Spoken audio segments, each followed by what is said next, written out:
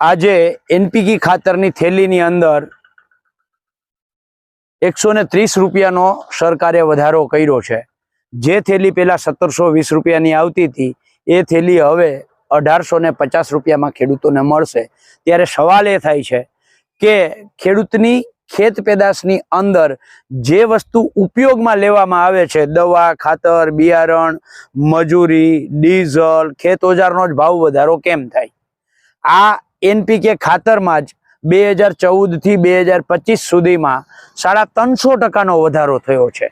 કેન્દ્ર સરકારે 1,50,000 કરોડ રૂપિયાનો વધારાની સબસિડી એટલે કે 2 લાખ કરોડની સબસિડી અત્યારે કંપનીઓને આપે છે।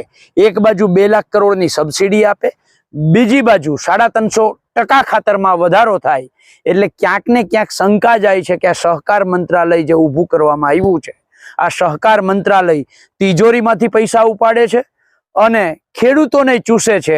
બેય બાજુથી પૈસા ભેગી કરી અને આખા ભારતના કમલમો બનાવવાનું કામ કરે છે।